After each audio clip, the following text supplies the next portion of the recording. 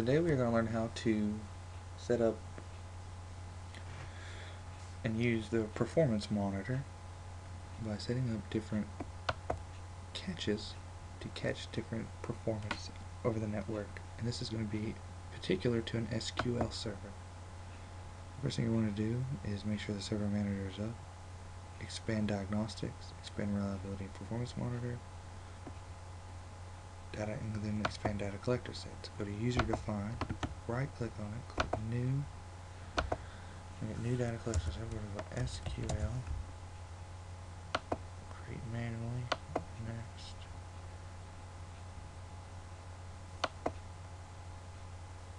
We're going to get performance counter and event trace data, click next. And I want you to add counters to it. So, very important for SQL servers, will be under the database ones, because it is a database.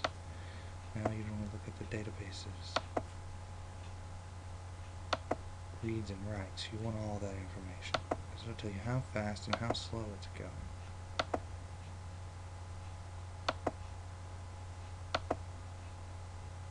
Also under here we're going to do the I/O log reads per second. It'll tell you how fast it's reading on just the system itself, not just the database system. Because an SQL is a database of different things. Now, another very important performance monitor will be the network.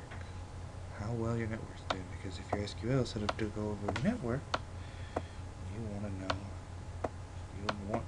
how important, how your bandwidth is doing. So under the network, I'm going to do all of them because they're all important. There's packets received, packets disregarded, packet errors, current bandwidth, bytes per second, bytes total, bytes received, bytes sent. All this information is very important. Since they've already been selected, they won't be selected again. Like, okay, that just means some of the things won't be there, since some of them are already there. Now, memory is also very important of the physical computer itself and of the network. So go to the memory logs here, and I'm going to do it all. Now some of these have already been on the other ones, but there are several very important things here. How many bytes are available, how many aren't available. That's really the most important, is available bytes. Those are the most important things to know about your memory. And the percentage committed bytes in use. Pretty important too. Percentage of. But like I said, I'm going to add it all. How many pulled pages and bytes, which you're going to pull a lot when you're using SQL servers, so all that is important. Click add. Also another important one for it is the processes. Will be under the processes and performance. Under the processor itself, you want to see how much idle time it has. Percentage. That's an important one. How much the percentage of user time is on this computer. So just so you know, you might get someone log into this computer. Very important. Now under processes, you want to know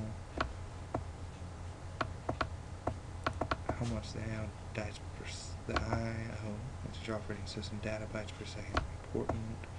Read operation, writes operation, page faults. All important. So you'll then click on available bytes. And some of these are already under the memory thing, so they'll already be there. So not really a big deal. Writes copies per second. Those are important. Then you'll click OK. And click Finish. That brings it up. Now you can go to the SQL, go to the properties of it, and you can schedule it. Schedule it for whatever time you want. I'm going to schedule mine to start tomorrow, the 30th, at 8 a.m., which is generally office hours.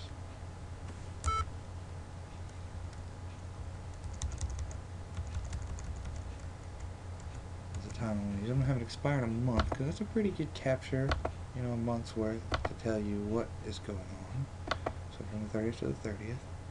I'm going to unclick Saturday and Sunday because in my business, nobody comes in on Saturday and Sunday. Click OK. You can apply. Click OK. Now for this right now, I am going to start it just so we can get a little bit of an idea of what it looks like when it does reports and shows you these type of things. So it's doing that. I'm going to go in, I'm going to stop it now and hope it got enough information. Go to reports, we'll expand it, go to user defined, go to SQL, look at 002 here, and it shows you what was going on. Now you can modify this the way it shows you. You can turn it into a bar graph if that's easier for you to see. You can have it as a report. That's easier for you to understand exactly what's going on, how many bytes are in it. It shows you all these different things, nicely laid out, showing you how much is used. If there's anything major, you can see it. All these things, very important. You can also, change back to a line. You can also unclick some of these things, so you can just see the one thing. If you just wanted to see how many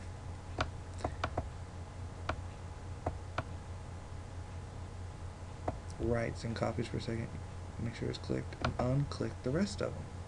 That way you would only see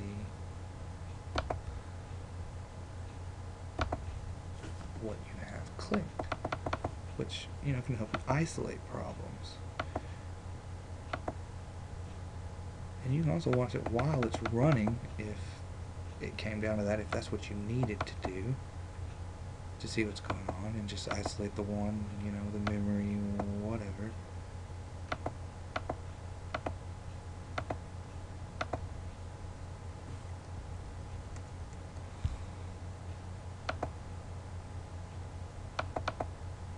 Or just two of them to see how well they do together. As you can see, you can unclick them. That's how you do it. And that is it. That is basically how you collect, see data, interpret it as you need be. I mean, it would depend on the situation and how you would interpret those type of data.